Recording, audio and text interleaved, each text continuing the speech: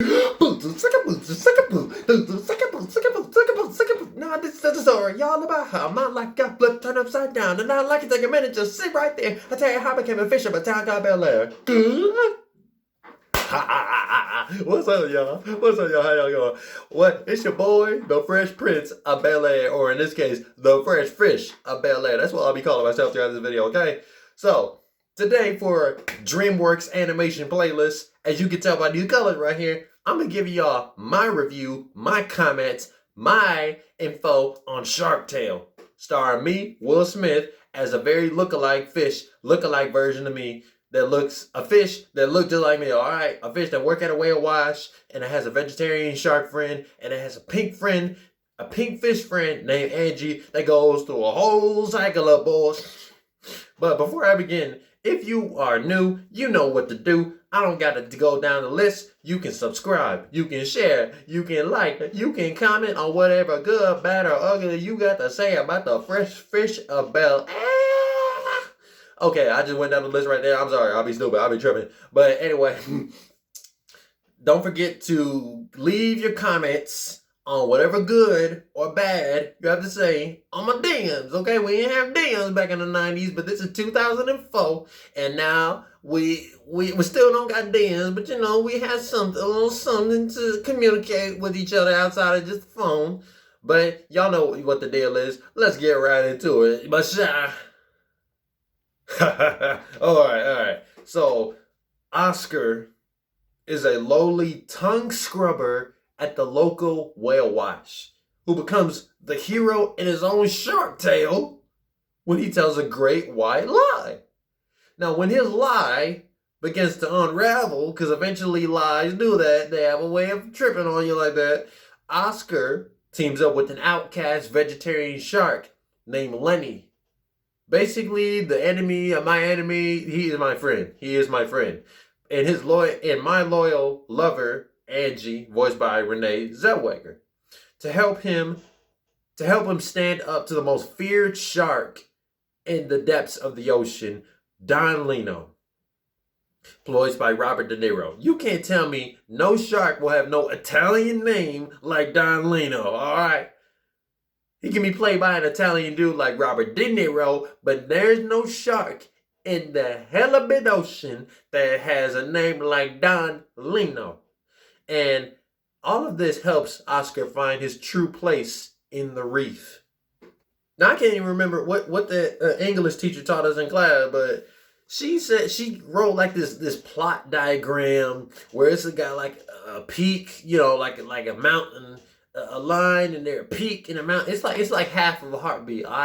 So I think she said that at the beginning of every story it starts with a hooker. No, not hookers, not Hollywood hookers, because it's got too many of that at the Playboy Mansion after what I just went through. But no, every good story starts with a hook, but never do they ever have a worm at the end of that hook. You know what I'm saying? But during this time in DreamWorks' run, they are starting to get up to a speed alongside of another animation studio called Pixar, who have really been making some household successes during this time. And this would have been when they made Sterling's personal favorite, Incredibles.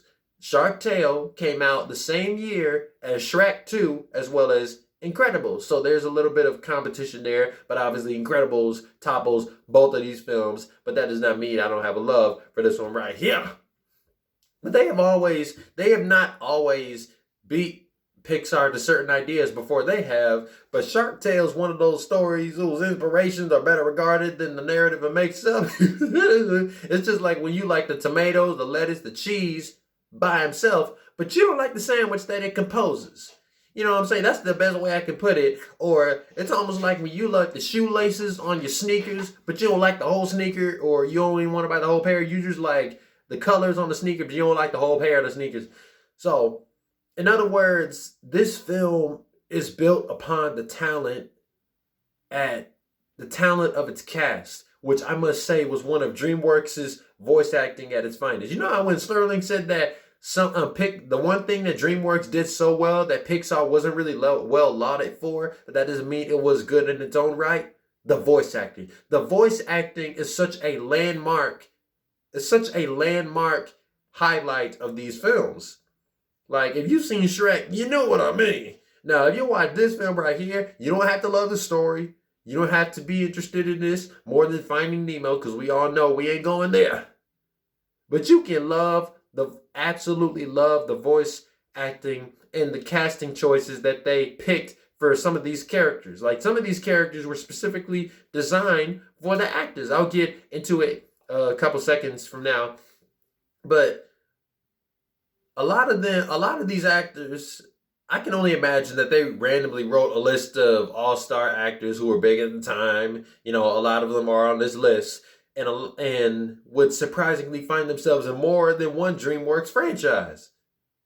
They cherry pick the ones who would fit well with the characters and the story and style. You know, not something like this. It's very hip.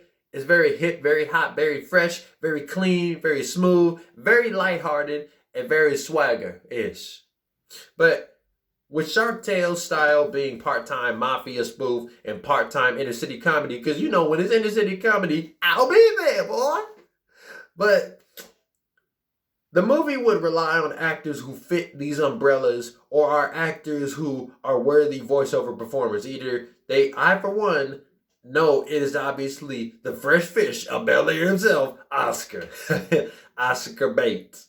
That's not his last name, but you know, you had to put some pun on there. Oscar Bates. These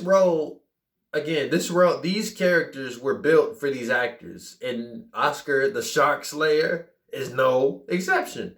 But better yet, Oscar is actually the first sign of how anybody, and I mean anybody, like Aretha Franklin, can voice a specific character if they have two things: adept speaking voices. I can't do more than one finger because that's just me, but I can't do that. I can't do, so adept speaking voices, and and the character must bear a resemblance to the actor. Now, this has been a mainstay tradition ever since. Just count as many animated films as you can that have characters who look like the actors who play them. I'm going to tell you right now, Fantastic Mr. Fox. Moving on, the rest of the supporting cast really feeds off of Smith's energy as Oscar. Whether that is a friend, an enemy, a friend of a friend, an enemy of my enemy who is my friend, and that is Lenny, or any other local fish, all while throwing their signature personas into the voiceover performances, like when De Niro plays a mafia boss. Come on, you've seen that before. Have you watched Goodfellas?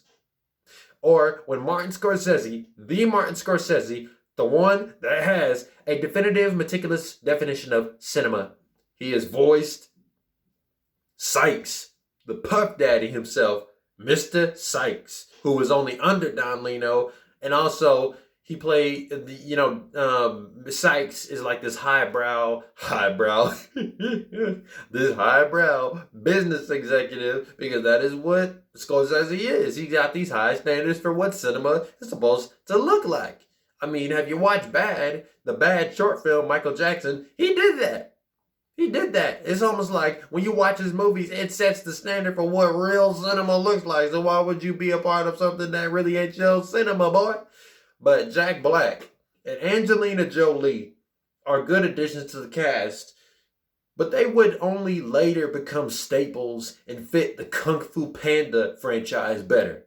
And this is an example of what I mean when I say actors who get casted for a DreamWorks role would find themselves in more than one film. Like next week, Sterling gonna give y'all his review on Madagascar. And Chris Rock is in that movie, who expertly voices another Hooved character similar to Eddie Murphy doing Donkey. Now, Chris Rock not only does Marty in that franchise, but he plays the Mosquito in Beat movie. It is just a good example of how some of these actors find themselves coincidentally in more than one DreamWorks project.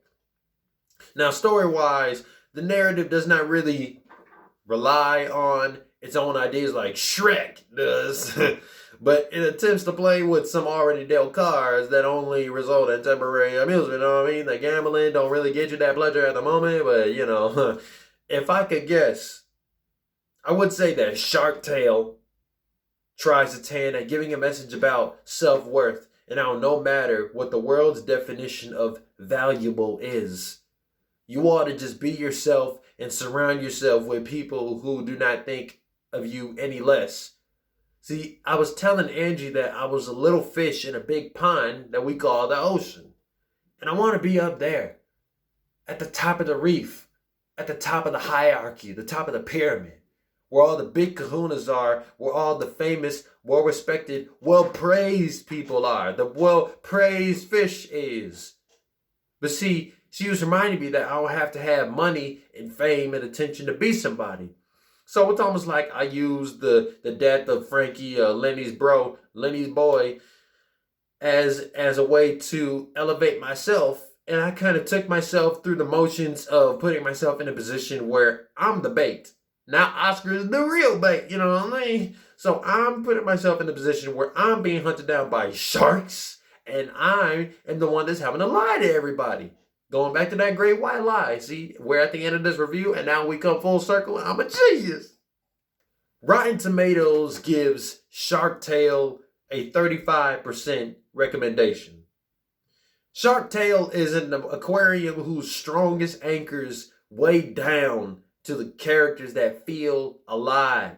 They feel vibrant to the brim of the ocean, thanks to some of that fine voice acting led by your boy Will Smith, and a soundtrack that is in sync with the style even when it perseveres. Because you can't call this a wannabe Finding Nemo when it's got R&B and hip-hop soundtracks. Now, does it? And making sure all the while persevering into making sure the audience does not label it a Finding Nemo wannabe. And it certainly is not that. Because I don't really see any project that DreamWorks will go on to do that Pixar would eventually do also. Like, I don't know any Pixar movie that has dragons in it, but they got dinosaurs. And I don't know any Pixar movie that has, let me think about it for a sec. Because starting out, they would always use inanimate objects before they would eventually go on to use humans, but they have never used a herd of animals. So that just goes to show that, you know, with Over the Hedge next week or a couple of weeks from now, that DreamWorks will use kind of practical ideas, but mixing them with extraordinary scenarios. You know what I mean? So while Shark Tale is not about just fishes living together or sea creatures living together. It's kind of like sea creatures and fishes being put into a world that's similar to ours. We got cops that are killer whales. We got pawn shops.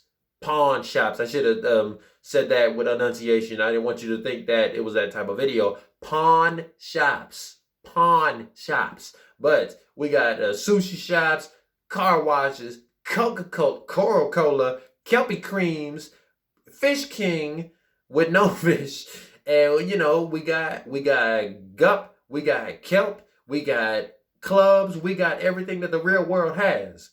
Basically, we're kind of like a loosely based off. It's like we're the ocean, sea, under the sea version of Zootopia, if you know what I mean. Because I don't know if Zootopia had fish, but y'all know what I'm trying to say. But it all goes down to this. Shark Tale deserves a C plus 7.9 Essos out of 10. It was really good. It is miles away from being better than Finding Nemo, but it's still really good. But that is my review. That is your boy's review on Shark Tale. All for one, my favorite part of this movie was my voice acting performance, because that was really good. Like, can't touch it, na na na na na na na na, can't touch it, na na na na na na. Stop. Oscar time. Now, it is your time to comment on this video, on whatever you think about Shark Tale. Whether you thought it was good or bad. Did you think it aged well? Did you think it aged too fast? Or otherwise, do you have any other comments applying to Shark Tale? Let me know what y'all think down there, down in the abyss of comment section below. And I'll see y'all next time with my next couple of videos. But y'all won't be seeing me. This is the only time y'all be seeing your boy. So peace!